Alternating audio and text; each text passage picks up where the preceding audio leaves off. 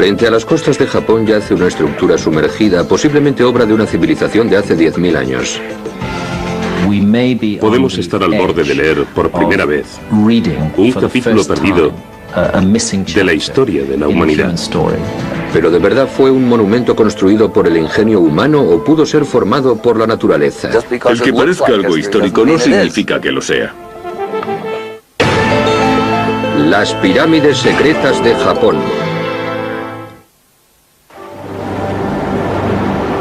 Las aguas que rodean la isla de Yonaguni en la costa sudoccidental del Japón son difíciles de alcanzar y aún más difíciles de navegar. Pero las azules aguas del mar de la China ocultan un tesoro de maravillas naturales. Este mundo submarino apenas ha sido visitado salvo por los buceadores japoneses que reclaman esa área del océano como propia. En 1987, el profesor de buceo Kiichiro Aratake se dispuso a buscar el modo de atraer a más buzos a Yonaguni. La naturaleza me asombra.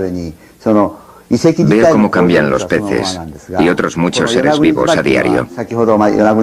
Y nos pusimos a explorar lugares hacia los que pudiéramos atraer a los turistas. Kiichiro Aratake buscaba las zonas de reproducción de los peces martillo muy abundantes en este mar.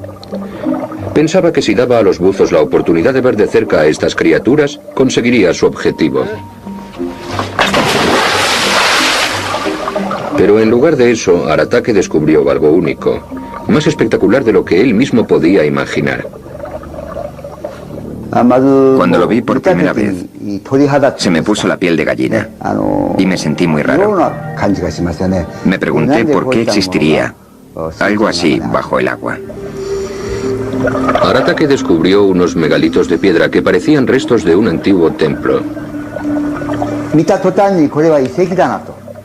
Cuando lo vi por primera vez, desde luego me parecieron unas ruinas. Así que bauticé el lugar como Cabo Iseki, el Cabo de las Ruinas. El Cabo Iseki está cubierto por 25 metros de agua, a menos de 1 kilómetro de la costa de la isla de Yonaguni.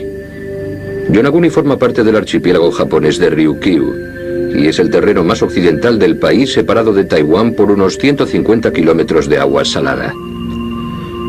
La islita de Yonaguni mide unos 10 kilómetros de largo por 3 de ancho y su perímetro se puede recorrer en coche en menos de 40 minutos.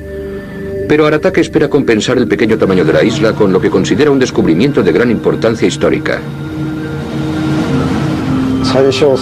Cuando lo vi por primera vez, me recordó mucho a las pirámides y me dio la impresión de estar en Egipto. Es un gran misterio que exista algo tan grande junto a una isla tan pequeña. Masaaki Kimura es profesor de física en la Universidad de Ryukyu en Okinawa. En 1992 fue el primer científico que exploró y midió este conjunto submarino.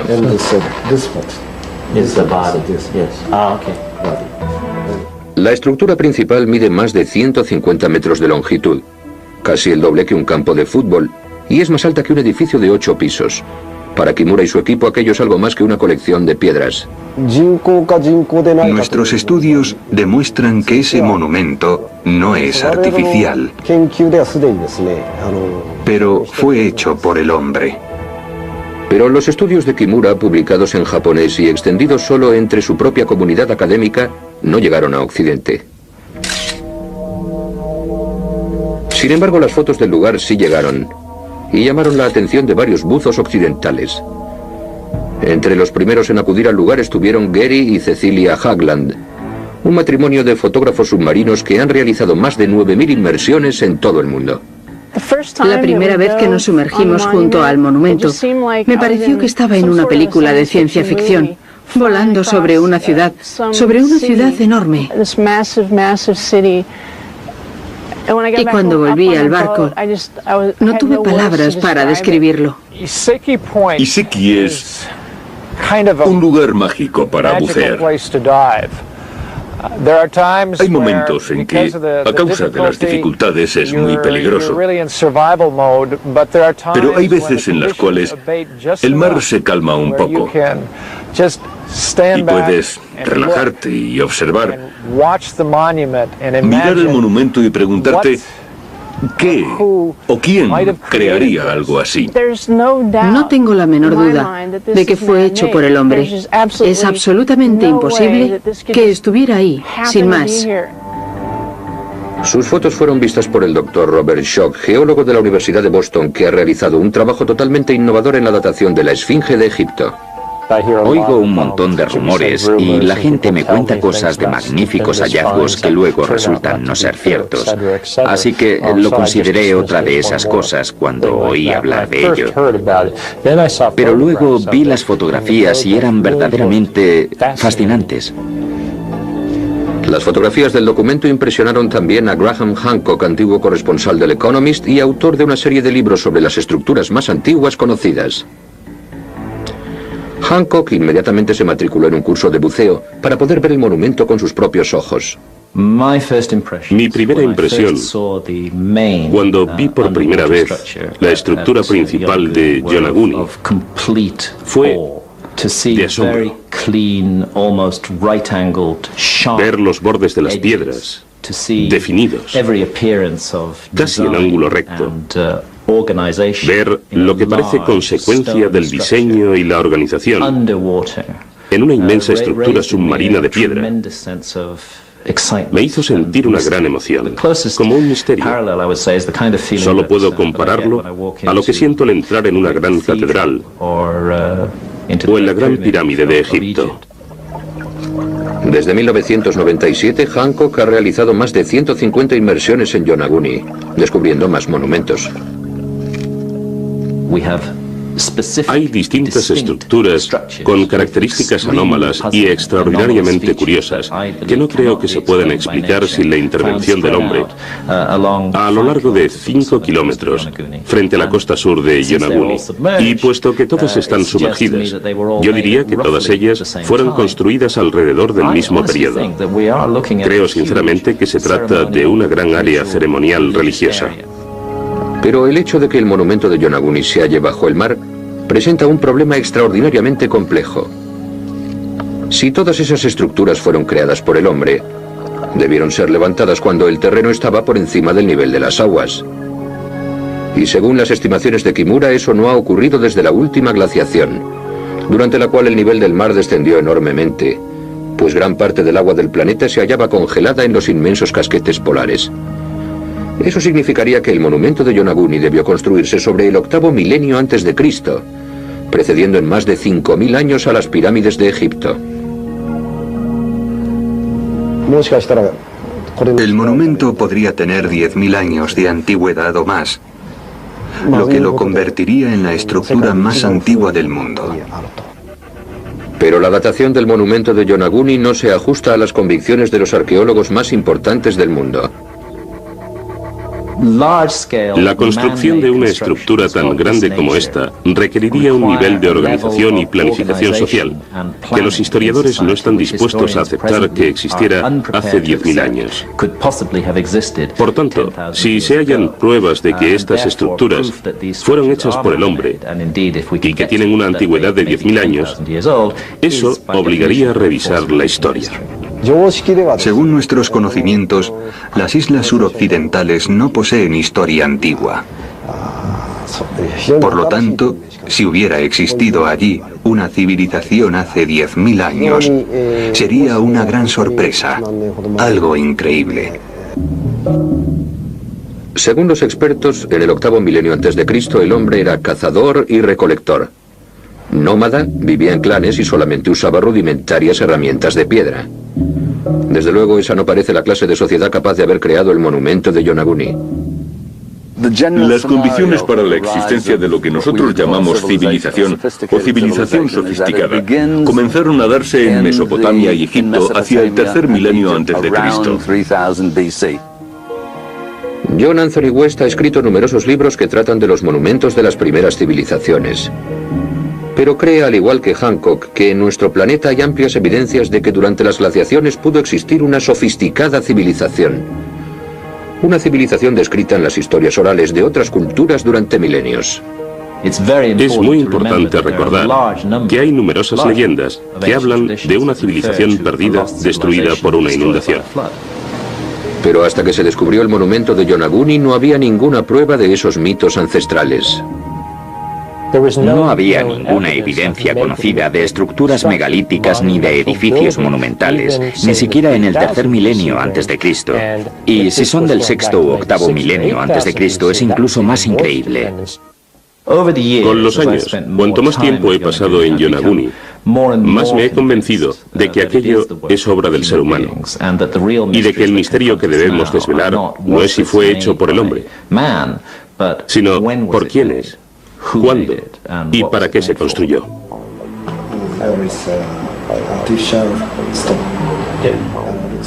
El profesor Masaaki Kimura cree que la última época en que se pudo crear el monumento de Yonaguni fue alrededor del año 8000 a.C., cuando esa parte de Japón aún no estaba sumergida.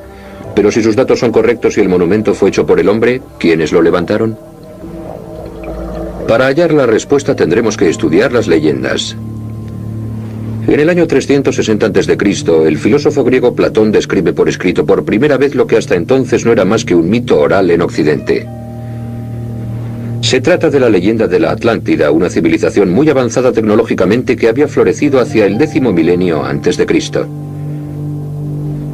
Pero esa visión de una gran civilización prehistórica no es exclusiva de Platón. En todos los continentes existen leyendas similares a esta.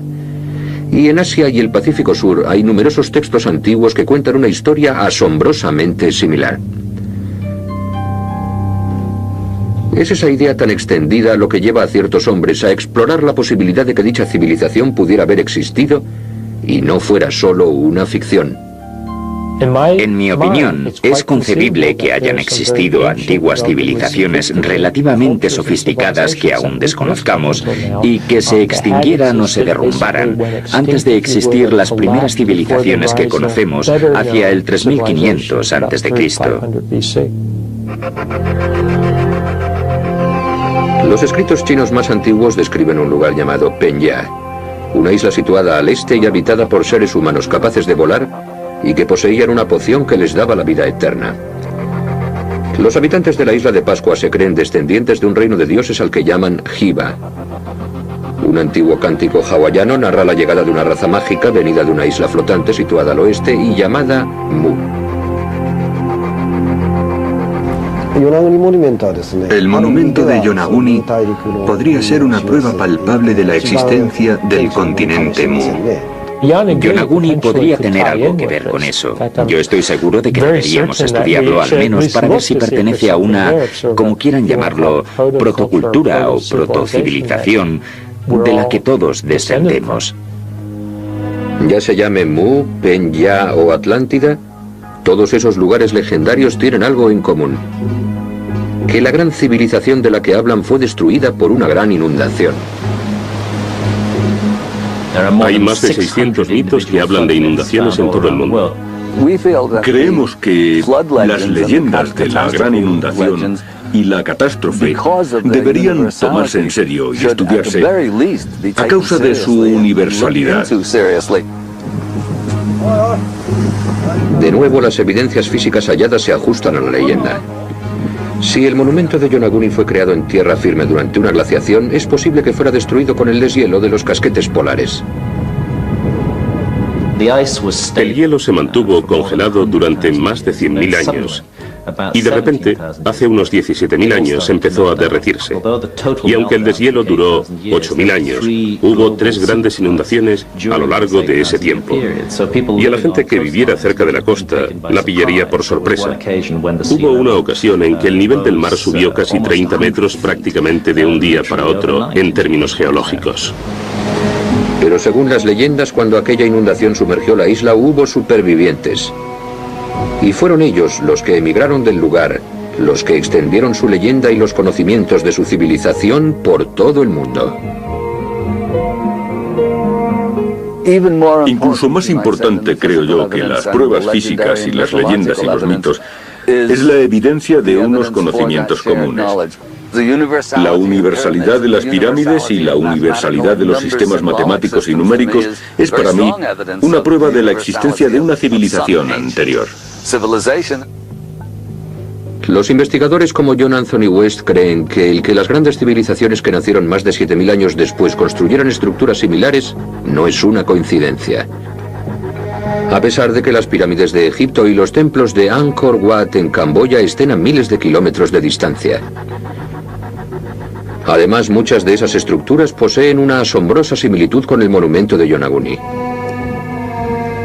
En Okinawa se halla el castillo de Nakagusuku, un edificio ceremonial construido en el primer milenio antes de Cristo. En la isla de Pohnpei, en la Micronesia, hay un conjunto de antiguas ruinas conocidas por el nombre de Nan Modal. Pero tal vez el edificio más curioso sea el Templo del Sol hallado en Trujillo, Perú. Un templo pre-inca de terrazas irregulares levantado al otro lado del océano de Yonaguni.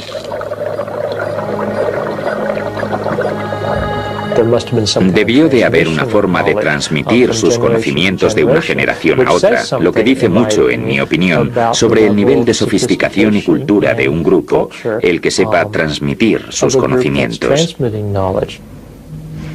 Pero además de tener forma arquitectónica parecida, muchas de estas estructuras poseían una función similar. Es un hecho que muchas de las estructuras megalíticas antiguas, ya sea Stonehenge en Inglaterra o los templos megalíticos de Malta, no solo constan de grandes rocas cortadas y talladas por el ser humano, sino que están organizadas y orientadas según una relación solar o astronómica. También en esto parece haber un paralelismo con el monumento de Yonaguni. Se da el caso de que hace 9 o 10.000 años, cuando Yonaguni se hallaba posiblemente en tierra firme, la isla de Yonaguni se encontraba exactamente en lo que era entonces el Trópico de Cáncer, en el antiguo Trópico de Cáncer, lo que era una situación con un gran significado astronómico. El pueblo que construyó ese monumento pudo emplearlo como brújula o podía tener un significado astronómico. Cerca del monumento hay una piedra a la que llamamos la Piedra del Sol. No sé si lo usarían como reloj o con algún propósito religioso, pero la piedra está orientada en sentido norte-sur. ¿Es posible que el monumento de Yonaguni sea la causa de la leyenda de la Atlántida? ¿De tantos mitos de inundaciones y de los antiguos conocimientos comunes? ¿O es simplemente un conjunto de rocas y de coincidencias? La comunidad científica se inclina a creer lo último. Los arqueólogos y los historiadores se consideran, y con razón, los especialistas en las culturas antiguas. Les gusta creer que conocen perfectamente nuestro pasado. Así que la idea de que exista un episodio importante, totalmente olvidado, es una amenaza para ellos, creo yo. Y cuando se encuentra algún fenómeno curioso, como las estructuras submarinas de Yonaguni, en lugar de investigarlo racionalmente y llegar a conclusiones, la mayoría de los académicos lo ignoran y no quieren saber nada de ello. Sin embargo, ha habido casos en que los académicos han explorado estos lugares míticos y descubierto que existían en realidad. En 1870, el arqueólogo alemán Heinrich Schliemann realizó una excavación en unas ruinas cercanas a Hisarlik, en Turquía, y descubrió que la mítica ciudad de Troya existía en realidad. Recientemente, en 1992, el radar del Challenger ayudó a descubrir la legendaria ciudad de Ubar, que, según las historias islámicas, había sido destruida por Dios y tragada por el desierto. Si se llevaran a cabo estudios similares en Yonaguni, ¿averiguaríamos algo parecido? La arqueología es actualmente una ciencia muy limitada, porque centra su atención exclusivamente en las cosas halladas en la superficie seca de la Tierra. Tenemos que estudiar las áreas donde pudieron vivir seres humanos antes de la gran inundación. En mi opinión, el monumento de Yonaguni nos dice y claramente que puede haber parte de restos humanos, de restos de civilizaciones humanas ocultas, que no conozcamos porque se hallan bajo las aguas. Yonaguni no es el primer monumento sumergido que parece estar relacionado con la civilización perdida de las leyendas. En la década de los 60, unos aficionados a la arqueología bautizaron esta formación rocosa con el nombre de Carretera de Bimini, pensando que era un camino artificial hasta la Atlántida. Los geólogos insistieron en que no eran más que unas rocas quebradas. Y en los años 80, unos buzos rusos afirmaron haber descubierto unas estructuras de proporciones gigantescas frente a las Azores, en medio del Atlántico, pero nunca se han visto fotografías de dicha expedición. ¿Será Yonaguni otra carretera de Bimini o es una antigüedad real? En 1997, el doctor Robert Schoch llegó a la isla de Yonaguni. Fue el primer académico occidental que se sumergió para estudiar el monumento, tal vez porque se enorgullece de estudiar todo tipo de fenómenos, incluso los no aceptados por sus colegas. Considero que tengo un pasado muy tradicional. Soy doctor en geología y geofísica por Yale y he realizado muchos trabajos académicos tradicionales. Pero en 1989 o 1990 empecé a estudiar la Gran Esfinge de Egipto. Los científicos habían datado la construcción de la Esfinge hacia el año 2500 a.C., pero yo, estudiando las pautas de la erosión en las rocas, la naturaleza del clima, haciendo sofisticados estudios sísmicos y demás, llegué a la conclusión de que la parte más antigua de la Esfinge data del año 5000 a.C. Así que estaba acostumbrado a ver las cosas desde un punto de vista poco convencional. Ciertas personas hablan de mí halagándome como un científico de mente abierta, y yo creo que eso es positivo. Así que yo no iba a ir allí mostrando un escepticismo dogmático, pensando que aquello era imposible. Estaba abierto a la posibilidad de que en Japón hubiera existido una civilización muy antigua. Sin embargo, casi inmediatamente el doctor Schoch notó algo que vaticinaría otros descubrimientos. Me acerqué a la costa y se veía perfectamente cómo las olas rompían las rocas, formando una especie de escalones. En su primera inmersión, el doctor Schoch fue acompañado al monumento por Kiyachiro Aratake, su descubridor. También iban con ellos los escritores John Anthony West y Graham Hancock. Al acercarse al lugar atravesando un estrecho pasillo, cada uno de ellos sintió algo distinto. A cada lado del pasillo se veían dos filas de megalitos, unos encima de los otros. Y las uniones de los megalitos estaban exactamente al mismo nivel en ambos lados del pasillo. Y los bloques horizontales tenían la misma forma que los de Stonehenge. Lo que yo vi fueron rocas que parecían haberse derrumbado de forma natural. En algunos casos, las rocas más duras se habían deslizado sobre las más blandas hasta derrumbarse unas sobre otras, formando una especie de muro. Al salir del pasillo, lo primero que se ve del monumento son dos megalitos denominados las Torres Gemelas. Este es uno de los muchos factores que me convencen de que se trata de una estructura artificial, porque me resulta muy difícil imaginar cómo puede la naturaleza haber colocado esos dos bloques megalíticos de forma regular, el uno junto al otro, a 10 centímetros de distancia. Yo he visto muchas fracturas naturales verticales, y entonces empecé a entender que esa hermosa estructura, asombrosamente regular, podía ser el resultado de un proceso natural. Schoch descubrió que dichos procesos naturales seguían trabajando en la actualidad. Tal como está formado el lecho, las capas de roca, las piedras se quiebran en horizontal. Y si esto se combina con fracturas verticales, la erosión hace de ellas unas estructuras en forma escalonada. Hay cortes que parecen absolutamente perfectos, tanto horizontales como verticales. Pero cuando te acercas al borde, ves que las rocas no han sido cortadas, sino movidas de las líneas de falla naturales para producir esas extraordinarias formaciones. Sin embargo, el profesor Kimura, basándose en sus propias inmersiones, cuestiona la teoría de la erosión natural. Junto al monumento no hay rocas. Si eso fuese una creación natural, habría grandes rocas caídas del monumento reunidas junto a su base. En el punto donde está situado el monumento de Yonaguni, las corrientes son increíblemente fuertes y la marea es capaz de partir la roca y de arrastrar trozos de ella, de llevárselas sin más.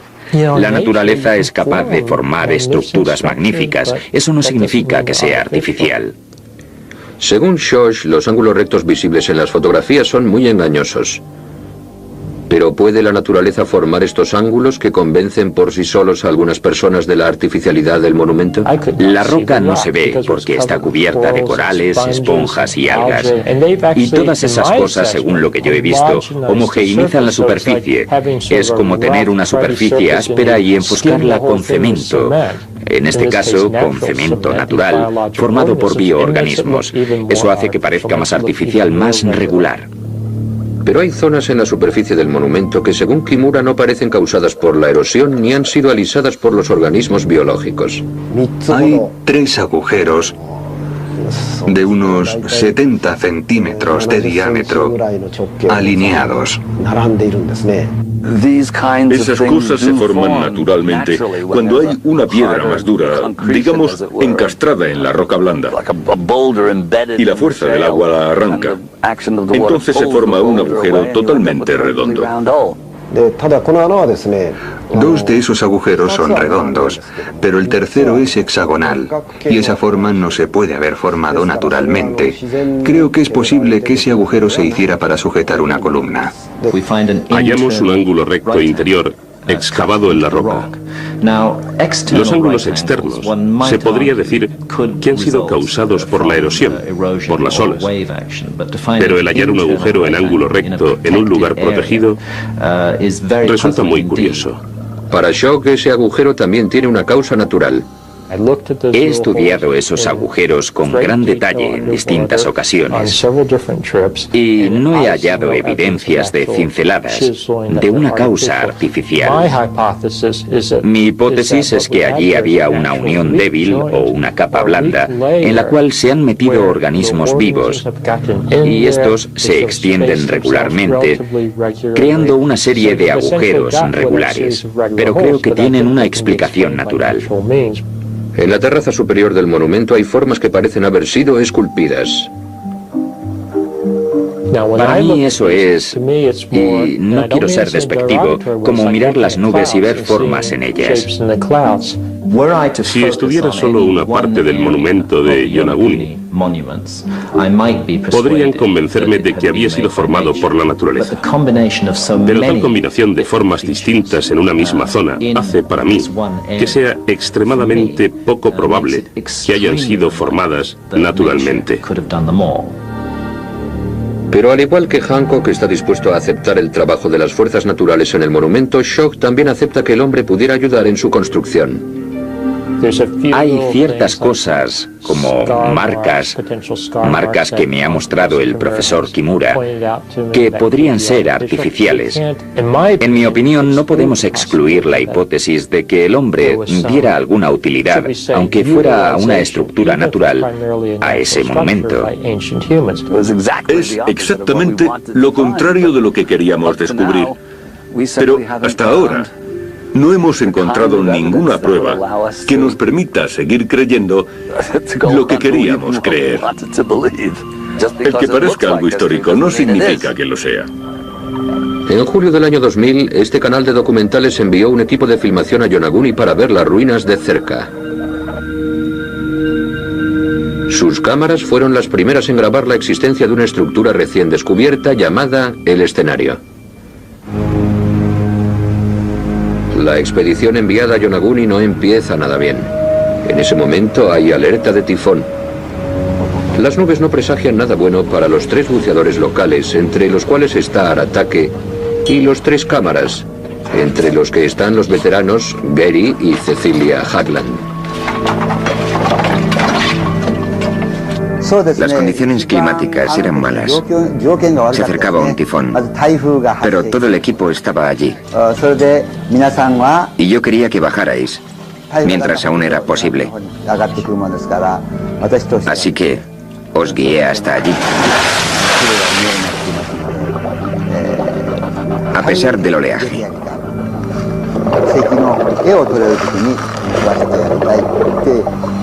Pensamos que no podríamos sumergirnos ningún otro día basándonos en los pronósticos meteorológicos.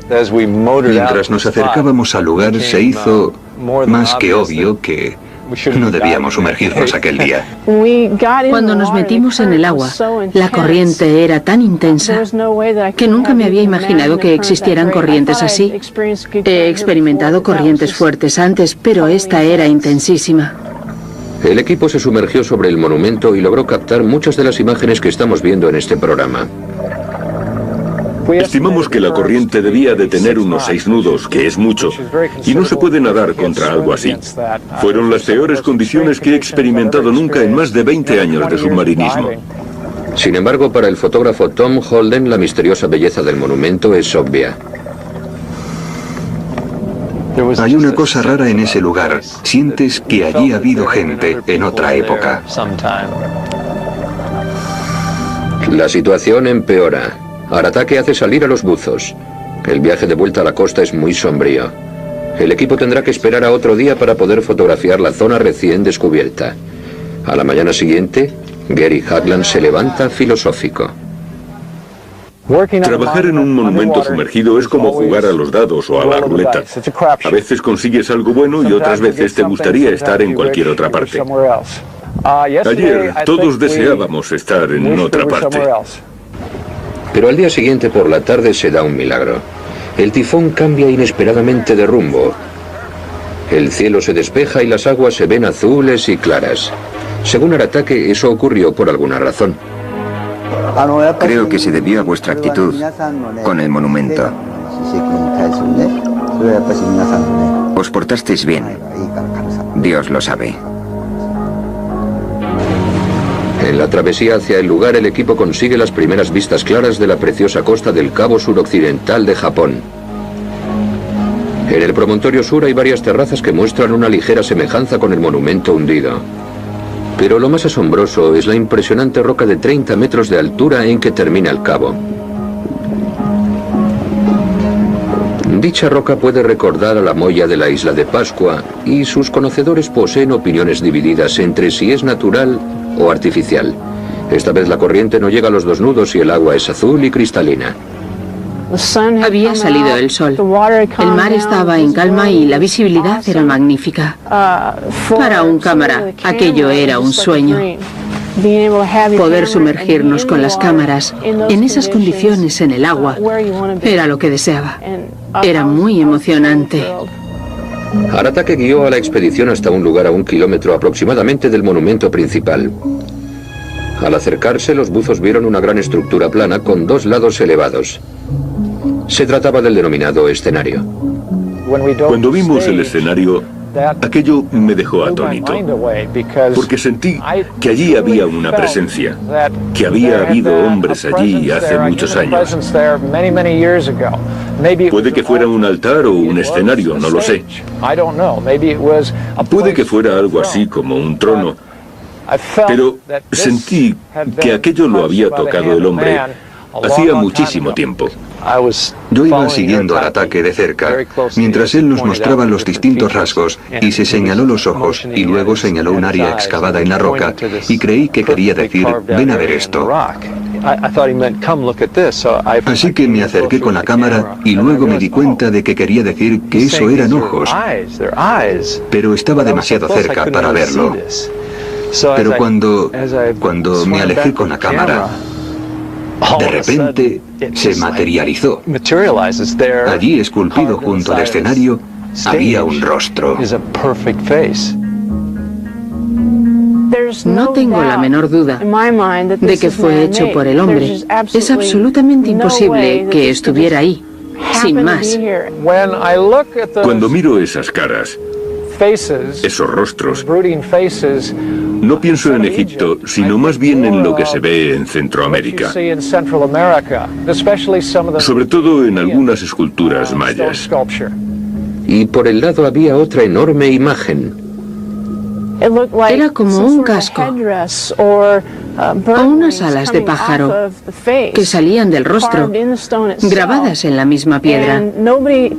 Y nadie lo había mencionado hasta entonces. Por eso fue muy emocionante. Pensé, ¿habré descubierto algo nuevo? El equipo pasó el resto del día y todo el día siguiente explorando el área que rodeaba el escenario. Tomaron distintas medidas. La plataforma medía 21 metros de largo por 70 de ancho. Además, fotografiaron una piedra solitaria que parecía haber sido colocada sobre una gran tarima. Y Aratake descubrió lo que podría ser una escultura de una tortuga.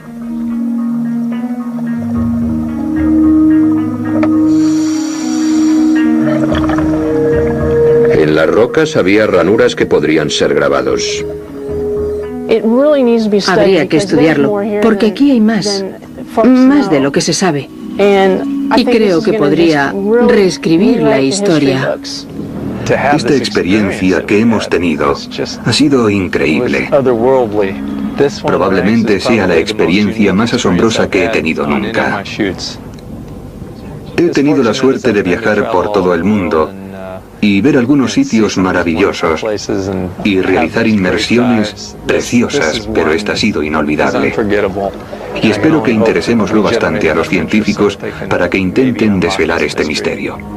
Las personas que vienen a ver las ruinas, al principio, se muestran muy escépticas. Pero cuando las ven, bajo el agua, el 99% de ellos quedan fascinados. Y cuando los veo marcharse fascinados, me alegro mucho de haberlas descubierto. Tras 3 días de estudio y grabaciones, el equipo vuelve a tierra firme. Allí revisan la cinta junto a Kiyachiro Aratake, observando con emoción las imágenes recién descubiertas en el escenario de Yonaguni.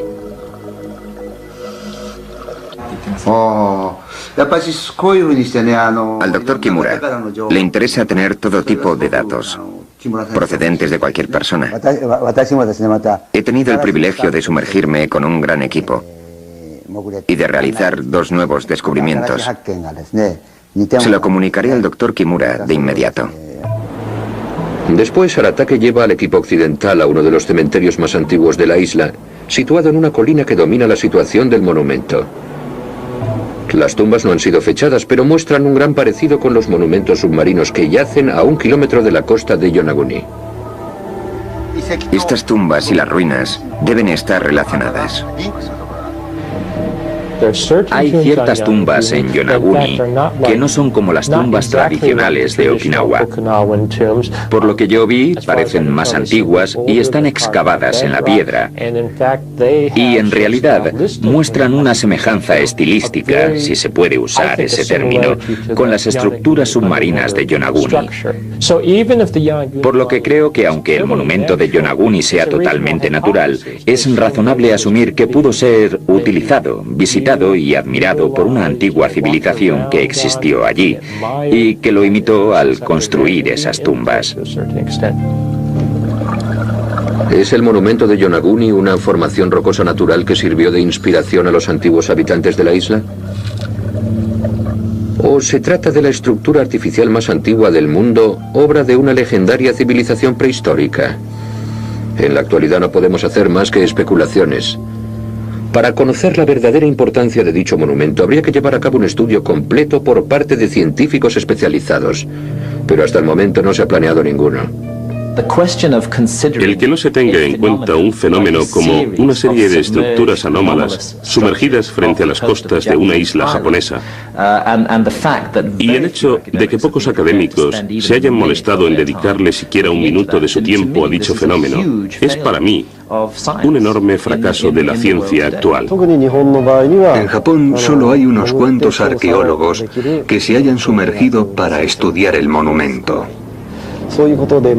Y los otros académicos, sin haberlo visto con sus propios ojos, sacan conclusiones basadas en su imaginación. Si vinieran, se sumergieran y hablaran con nosotros, estoy seguro de que mis teorías sobre Yonaguni serían más aceptadas. Estoy segurísimo de ello. Solo el tiempo descubrirá el verdadero significado, la auténtica importancia de este descubrimiento. Pero confío en que con el paso de los años se irán descubriendo más cosas acerca de este monumento y el resto de estructuras de Yonaguni, y eso cambiará nuestra percepción de la historia. Si de repente me dijeran y me mostraran imágenes, pruebas fiables de que Aratake o el profesor Kimura habían encontrado alguna inscripción en el monumento de Yonaguni que fuera artificial, sin duda alguna, sería genial. Aplaudiría y cogería el primer avión para ir a verlo.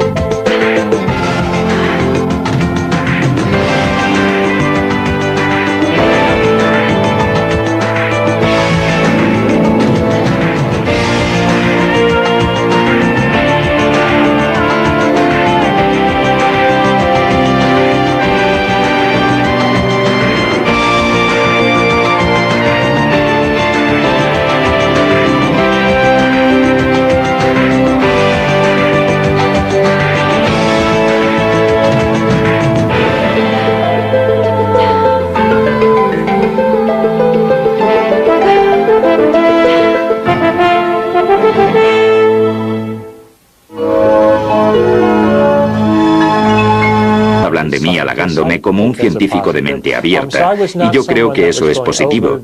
Así que yo no iba a ir allí mostrando un escepticismo dogmático, pensando que aquello era imposible. Estaba abierto a la posibilidad de que en Japón hubiera existido una civilización muy antigua. Sin embargo, casi inmediatamente el Dr. Shosh notó algo que vaticinaría otros descubrimientos. Me acerqué a la costa y se veía perfectamente cómo las olas rompían las rocas, formando una especie de escalones. En su primera inmersión, el Dr. Shock fue acompañado al monumento por Kiyachiro Aratake, su descubridor. También iban con ellos los escritores John Anthony West y Graham Hancock. Al acercarse al lugar atravesando un estrecho pasillo, cada uno de ellos sintió algo distinto. A cada lado del pasillo se veían dos filas de megalitos, unos encima de los otros. Y las uniones de los megalitos estaban exactamente al mismo nivel en ambos lados del pasillo. Y los bloques horizontales tenían la misma forma que los de Stonehenge. Lo que yo vi fueron rocas que parecían haberse derrumbado de forma natural. En algunos casos, las rocas más duras se habían deslizado sobre las más blandas hasta derrumbarse unas sobre otras, formando una especie de muro. Al salir del pasillo, lo primero que se ve del monumento son dos megalitos denominados las Torres Gemelas.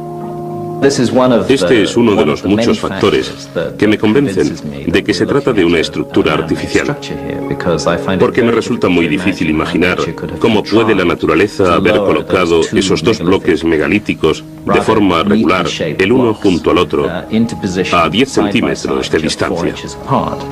Yo he visto muchas fracturas naturales verticales, y entonces empecé a entender que esa hermosa estructura, asombrosamente regular, podía ser el resultado de un proceso natural. Shosh descubrió que dichos procesos naturales seguían trabajando en la actualidad. Tal como está formado el lecho, las capas de roca, las piedras se quiebran en horizontal. Y si esto se combina con fracturas verticales, la erosión hace de ellas unas estructuras en forma escalonada. Hay cortes que parecen absolutamente perfectos, tanto horizontales como verticales. Pero cuando te acercas al borde, ves que las rocas no han sido cortadas, sino movidas de las líneas de falla naturales para producir esas extraordinarias formaciones. Sin embargo, el profesor Kimura, basándose en sus propias inmersiones, cuestiona la teoría de la erosión natural. Junto al monumento, lo que lo convertiría en la estructura más antigua del mundo. Pero la datación del monumento de Yonaguni no se ajusta a las convicciones de los arqueólogos más importantes del mundo. La construcción de una estructura tan grande como esta requeriría un nivel de organización y planificación social que los historiadores no están dispuestos a aceptar que existiera hace 10.000 años. Por tanto, si se hallan pruebas de que estas estructuras fueron hechas por el hombre y que tienen una antigüedad de 10.000 años, eso obligaría a revisar la historia. Según nuestros conocimientos, las islas suroccidentales no poseen historia antigua. Por lo tanto, si hubiera existido allí una civilización hace 10.000 años, sería una gran sorpresa, algo increíble. Según los expertos, en el 8º milenio antes de Cristo el hombre era cazador y recolector. Nómada, vivía en clanes y solamente usaba rudimentarias herramientas de piedra. Desde luego, esa no parece la clase de sociedad capaz de haber creado el monumento de Yonaguni. Las condiciones para la existencia de lo que nosotros llamamos civilización o civilización sofisticada comenzaron a darse en Mesopotamia y Egipto hacia el 3er milenio antes de Cristo. John Anthony West ha escrito numerosos libros que tratan de los monumentos de las primeras civilizaciones. Pero cree, al igual que Hancock, que en nuestro planeta hay amplias evidencias de que durante las glaciaciones pudo existir una sofisticada civilización. Una civilización descrita en las historias orales de otras culturas durante milenios. Es muy importante recordar que hay numerosas leyendas que hablan de una civilización perdida, destruida por una inundación. Pero hasta que se descubrió el monumento de Yonaguni no había ninguna prueba de esos mitos ancestrales. No había ninguna evidencia conocida de estructuras megalíticas ni de edificios monumentales, ni siquiera en el 3er milenio antes de Cristo. Y si son del 6º u 8º milenio antes de Cristo, es incluso más increíble. Con los años, cuanto más tiempo he pasado en Yonaguni, más me he convencido de que aquello es obra del ser humano y de que el misterio que debemos desvelar no es si fue hecho por el hombre, sino por quiénes, cuándo y para qué se construyó.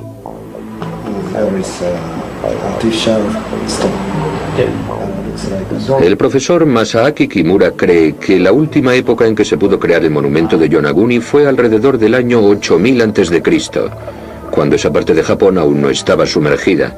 Pero si sus datos son correctos y el monumento fue hecho por el hombre, ¿quiénes lo levantaron? Para hallar la respuesta tendremos que estudiar las leyendas. En 1990 empecé a estudiar la Gran Esfinge de Egipto.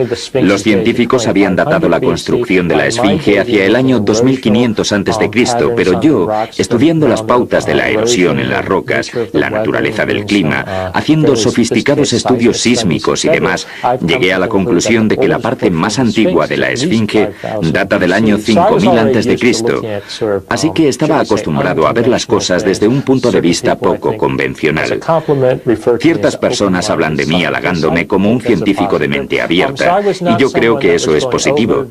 Así que yo no iba a ir allí mostrando un escepticismo dogmático, pensando que aquello era imposible. Estaba abierto a la posibilidad de que en Japón hubiera existido una civilización muy antigua. Sin embargo, casi inmediatamente el Dr. Shosh notó algo que vaticinaría otros descubrimientos. Me acerqué a la costa y se veía perfectamente cómo las olas rompían las rocas, formando una especie de escalones. En su primera inmersión, el Dr. Shock fue acompañado al monumento por Kiyachiro Aratake, su descubridor. También iban con ellos los escritores John Anthony West y Graham Hancock. Al acercarse al lugar atravesando un estrecho pasillo, cada uno de ellos sintió algo distinto. A cada lado del pasillo se veían dos filas de megalitos, unos encima de los otros. Y las uniones de los megalitos estaban exactamente al mismo nivel en ambos lados del pasillo. Y los bloques horizontales tenían la misma forma que los de Stonehenge. Lo que yo vi fueron rocas que parecían haberse derrumbado de forma natural. En algunos casos, las rocas más duras se habían deslizado sobre las más blandas hasta derrumbarse unas sobre otras, formando una especie de muro. Al salir del pasillo, lo primero que se ve del monumento son dos megalitos denominados las Torres Gemelas. Este es uno de los muchos factores que me convencen de que se trata de una estructura artificial, porque me resulta muy difícil imaginar cómo puede la naturaleza haber colocado esos dos bloques megalíticos de forma regular, el uno junto al otro, a 10 centímetros de distancia. Yo he visto muchas fracturas naturales verticales, y entonces empecé a entender que esa hermosa estructura, asombrosamente regular, podía ser el resultado de un proceso natural. Schoch descubrió que dichos procesos naturales seguían trabajando en la actualidad. Tal como está formado el lecho, las capas de roca, las piedras se quiebran en horizontal. Y si esto se combina con fracturas verticales, la erosión nace de ello. A cada lado del pasillo se veían dos filas de megalitos, unos encima de los otros. Y las uniones de los megalitos estaban exactamente al mismo nivel en ambos lados del pasillo. Y los bloques horizontales tenían la misma forma que los de Stonehenge. Lo que yo vi fueron rocas que parecían haberse derrumbado de forma natural. En algunos casos, las rocas más duras se habían deslizado sobre las más blandas hasta derrumbarse unas sobre otras, formando una especie de muro. Al salir del pasillo, lo primero que se ve del monumento son dos megalitos denominados las Torres Gemelas. Este es uno de los muchos factores que me convencen de que se trata de una estructura artificial, porque me resulta muy difícil imaginar cómo puede la naturaleza haber colocado esos dos bloques megalíticos de forma regular, el uno junto al otro, a 10 centímetros de distancia. Yo he visto muchas fracturas naturales verticales, y entonces empecé a entender que esa hermosa estructura, asombrosamente regular, podía ser el resultado de un proceso natural. Schoch descubrió que dichos procesos naturales seguían trabajando en la actualidad. Tal como está formado el lecho, las capas de roca, las piedras se quiebran en horizontal. Y si esto se combina con fracturas verticales, la erosión hace de ellas unas estructuras en forma escalonada. Hay cortes que parecen absolutamente perfectos, tanto horizontales como verticales. Pero cuando te acercas al borde, ves que las rocas no han sido cortadas, sino movidas de las líneas de falla naturales para producir esas extraordinarias formaciones. Sin embargo, el profesor Kimura, basándose en sus propias inmersiones, cuestiona la teoría de la erosión natural. Junto al monumento no hay rocas. Si eso fuese una creación natural, habría grandes rocas caídas del monumento reunidas junto a su base.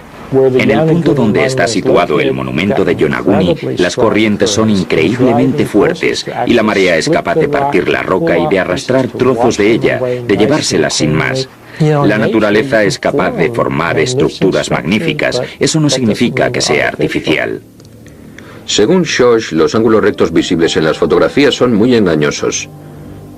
¿Pero puede la naturaleza formar estos ángulos que convencen por sí solos a algunas personas de la artificialidad del monumento? La roca no se ve porque está cubierta de corales, esponjas y algas. Y todas esas cosas, según lo que yo he visto, homogeneizan la superficie. Es como tener una superficie áspera y enfoscarla con cemento. En mi opinión, el monumento de Yonaguni nos dice y claramente que puede haber parte de restos humanos, de restos de civilizaciones humanas ocultas, que no conozcamos porque se hallan bajo las aguas. Yonaguni no es el primer monumento sumergido que parece estar relacionado con la civilización perdida de las leyendas. En la década de los 60, unos aficionados a la arqueología bautizaron esta formación rocosa con el nombre de Carretera de Bimini, pensando que era un camino artificial hasta la Atlántida. Los geólogos insistieron en que no eran más que unas rocas quebradas. Y en los años 80, unos buzos rusos afirmaron haber descubierto unas estructuras de proporciones gigantescas frente a las Azores, en medio del Atlántico, pero nunca se han visto fotografías de dicha expedición. ¿Será Yonaguni otra carretera de Bimini o es una antigüedad real? En 1997, el doctor Robert Schoch llegó a la isla de Yonaguni. Fue el primer académico occidental que se sumergió para estudiar el monumento, tal vez porque se enorgullece de estudiar todo tipo de fenómenos, incluso los no aceptados por sus colegas. Considero que tengo un pasado muy tradicional. Soy doctor en geología y geofísica por Yale y he realizado muchos trabajos académicos tradicionales. Pero en 1989 o 1990 empecé a estudiar la Gran Esfinge de Egipto. Los científicos habían datado la construcción de la Esfinge hacia el año 2500 a.C., pero yo, estudiando las pautas de la erosión en las rocas, la naturaleza del clima, haciendo sofisticados estudios sísmicos y demás, llegué a la conclusión de que la parte más antigua de la Esfinge data del año 5000 a.C., así que estaba acostumbrado a ver las cosas desde un punto de vista poco convencional. Ciertas personas hablan de mí halagándome como un científico de mente abierta, y yo creo que eso es positivo. Así que yo no iba a ir allí mostrando un escepticismo dogmático, pensando que aquello era imposible. Estaba abierto a la posibilidad de que en Japón hubiera existido una civilización muy antigua. Sin embargo, casi inmediatamente el doctor Schoch notó algo que vaticinaría otros descubrimientos.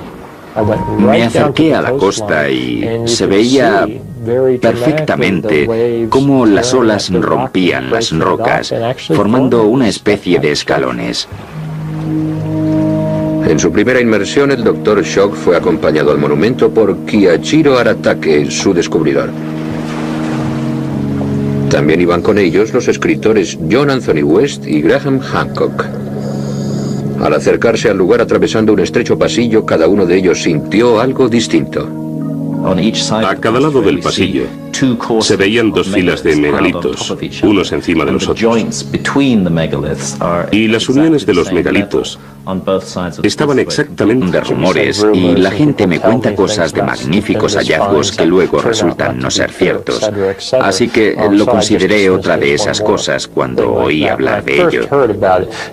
Pero luego vi las fotografías y eran verdaderamente fascinantes. Las fotografías del documento impresionaron también a Graham Hancock, antiguo corresponsal del Economist y autor de una serie de libros sobre las estructuras más antiguas conocidas. Hancock inmediatamente se matriculó en un curso de buceo para poder ver el monumento con sus propios ojos. Mi primera impresión, cuando vi por primera vez la estructura principal de Yonaguni, fue de asombro. Ver los bordes de las piedras definidos, casi en ángulo recto. Ver lo que parece consecuencia del diseño y la organización en una inmensa estructura submarina de piedra. Me hizo sentir una gran emoción, como un misterio. Solo puedo compararlo a lo que siento al entrar en una gran catedral o en la Gran Pirámide de Egipto. Desde 1997, Hancock ha realizado más de 150 inmersiones en Yonaguni, descubriendo más monumentos. Hay distintas estructuras con características anómalas y extraordinariamente curiosas que no creo que se puedan explicar sin la intervención del hombre a lo largo de 5 kilómetros frente a la costa sur de Yonaguni. Y puesto que todas están sumergidas, yo diría que todas ellas fueron construidas alrededor del mismo periodo. Creo sinceramente que se trata de una gran área ceremonial religiosa. Pero el hecho de que el monumento de Yonaguni se halle bajo el mar presenta un problema extraordinariamente complejo. Si todas esas estructuras fueron creadas por el hombre, debieron ser levantadas cuando el terreno estaba por encima del nivel de las aguas. Y según las estimaciones de Kimura, eso no ha ocurrido desde la última glaciación. durante la cual el nivel del mar descendió enormemente, pues gran parte del agua del planeta se hallaba congelada en los inmensos casquetes polares. Eso significaría que el monumento de Yonaguni debió construirse sobre el 8º milenio antes de Cristo, precediendo en más de 5000 años a las pirámides de Egipto. El monumento podría tener 10.000 años de antigüedad o más, lo que lo convertiría en la estructura más antigua del mundo. Pero la datación del monumento de Yonaguni no se ajusta a las convicciones de los arqueólogos más importantes del mundo. La construcción de una estructura tan grande como esta requeriría un nivel de organización y planificación social, Que obvio que no debíamos sumergirnos aquel día. Cuando nos metimos en el agua, la corriente era tan intensa que nunca me había imaginado que existieran corrientes así. He experimentado corrientes fuertes antes, pero esta era intensísima. El equipo se sumergió sobre el monumento y logró captar muchas de las imágenes que estamos viendo en este programa. Estimamos que la corriente debía de tener unos 6 nudos, que es mucho, y no se puede nadar contra algo así. Fueron las peores condiciones que he experimentado nunca en más de 20 años de submarinismo. Sin embargo, para el fotógrafo Tom Holden, la misteriosa belleza del monumento es obvia. Hay una cosa rara en ese lugar. Sientes que allí ha habido gente en otra época. La situación empeora. Aratake hace salir a los buzos. El viaje de vuelta a la costa es muy sombrío. El equipo tendrá que esperar a otro día para poder fotografiar la zona recién descubierta. A la mañana siguiente, Gary Hagland se levanta filosófico. Trabajar en un monumento sumergido es como jugar a los dados o a la ruleta. A veces consigues algo bueno y otras veces te gustaría estar en cualquier otra parte. Ayer todos deseábamos estar en otra parte. Pero al día siguiente por la tarde se da un milagro. El tifón cambia inesperadamente de rumbo. El cielo se despeja y las aguas se ven azules y claras. Según Aratake, eso ocurrió por alguna razón. Creo que se debió a vuestra actitud con el monumento. Os portasteis bien. Dios lo sabe. En la travesía hacia el lugar, el equipo consigue las primeras vistas claras de la preciosa costa del cabo suroccidental de Japón. En el promontorio sur hay varias terrazas que muestran una ligera semejanza con el monumento hundido. Pero lo más asombroso es la impresionante roca de 30 metros de altura en que termina el cabo. Dicha roca puede recordar a la moya de la isla de Pascua y sus conocedores poseen opiniones divididas entre si es natural o artificial. Esta vez la corriente no llega a los 2 nudos y el agua es azul y cristalina. Había salido el sol. El mar estaba en calma y la visibilidad era magnífica. Para un cámara, aquello era un sueño. Poder sumergirnos con las cámaras en esas condiciones en el agua era lo que deseaba. Era muy emocionante. Aratake guió a la expedición hasta un lugar a 1 kilómetro aproximadamente del monumento principal. Al acercarse, los buzos vieron una gran estructura plana con 2 lados elevados. Se trataba del denominado escenario. Cuando vimos el escenario, Se lo comunicaré al doctor Kimura de inmediato. Después, Aratake lleva al equipo occidental a uno de los cementerios más antiguos de la isla, situado en una colina que domina la situación del monumento. Las tumbas no han sido fechadas, pero muestran un gran parecido con los monumentos submarinos que yacen a 1 kilómetro de la costa de Yonaguni. Estas tumbas y las ruinas deben estar relacionadas. Hay ciertas tumbas en Yonaguni que no son como las tumbas tradicionales de Okinawa. Por lo que yo vi, parecen más antiguas y están excavadas en la piedra. Y en realidad muestran una semejanza estilística, si se puede usar ese término, con las estructuras submarinas de Yonaguni. Por lo que creo que aunque el monumento de Yonaguni sea totalmente natural, es razonable asumir que pudo ser utilizado, visitado y admirado por una antigua civilización que existió allí y que lo imitó al construir esas tumbas. ¿Es el monumento de Yonaguni una formación rocosa natural que sirvió de inspiración a los antiguos habitantes de la isla? ¿O se trata de la estructura artificial más antigua del mundo, obra de una legendaria civilización prehistórica? En la actualidad no podemos hacer más que especulaciones. Para conocer la verdadera importancia de dicho monumento habría que llevar a cabo un estudio completo por parte de científicos especializados, pero hasta el momento no se ha planeado ninguno. El que no se tenga en cuenta un fenómeno como una serie de estructuras anómalas sumergidas frente a las costas de una isla japonesa y el hecho de que pocos académicos se hayan molestado en dedicarle siquiera un minuto de su tiempo a dicho fenómeno es para mí un enorme fracaso de la ciencia actual. En Japón solo hay unos cuantos arqueólogos que se hayan sumergido para estudiar el monumento. Y los otros académicos, sin haberlo visto con sus propios ojos, sacan conclusiones basadas en su imaginación. Si vinieran, se sumergieran y hablaran con nosotros, estoy seguro de que mis teorías sobre Yonaguni serían más aceptadas. Estoy segurísimo de ello. Solo el tiempo descubrirá el verdadero significado, la auténtica importancia de este descubrimiento. Pero confío en que con el paso de los años se irán descubriendo más cosas acerca de este monumento y el resto de estructuras de Yonaguni, y eso cambiará nuestra percepción de la historia.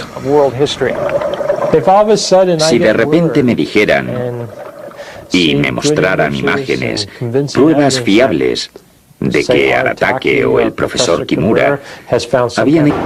Las aguas que rodean la isla de Yonaguni en la costa sudoccidental del Japón son difíciles de alcanzar y aún más difíciles de navegar. Pero las azules aguas del mar de la China ocultan un tesoro de maravillas naturales. Este mundo submarino apenas ha sido visitado salvo por los buceadores japoneses que reclaman esa área del océano como propia. En 1987, el profesor de buceo Kiichiro Aratake se dispuso a buscar el modo de atraer a más buzos a Yonaguni. La naturaleza me asombra. Veo cómo cambian los peces y otros muchos seres vivos a diario. Y nos pusimos a explorar lugares hacia los que pudiéramos atraer a los turistas. Kiichiro Aratake buscaba las zonas de reproducción de los peces martillo muy abundantes en este mar. Pensaba que si daba a los buzos la oportunidad de ver de cerca a estas criaturas, conseguiría su objetivo. Pero en lugar de eso, Aratake descubrió algo único, más espectacular de lo que él mismo podía imaginar. Cuando lo vi por primera vez, se me puso la piel de gallina y me sentí muy raro. Me pregunté por qué existiría algo así bajo el agua. Aratake descubrió unos megalitos de piedra que parecían restos de un antiguo templo. Cuando lo vi por primera vez, desde luego me parecieron unas ruinas. Así que bauticé el lugar como Cabo Iseki, el Cabo de las Ruinas. El Cabo Iseki está cubierto por 25 metros de agua, a menos de 1 kilómetro de la costa de la isla de Yonaguni. Yonaguni forma parte del archipiélago japonés de Ryukyu y es el terreno más occidental del país, separado de Taiwán por unos 150 kilómetros de agua salada. La islita de Yonaguni mide unos 10 kilómetros de largo por 3 de ancho y su perímetro se puede recorrer en coche en menos de 40 minutos. Pero Aratake espera compensar el pequeño tamaño de la isla con lo que considera un descubrimiento de gran importancia histórica. Cuando lo vi por primera vez, me recordó mucho a las pirámides y me dio la impresión de estar en Egipto. Es un gran misterio que exista algo tan grande junto a una isla tan pequeña. Masaaki Kimura es profesor de física en la Universidad de Ryukyu en Okinawa. En 1992 fue el primer científico que exploró y midió este conjunto submarino.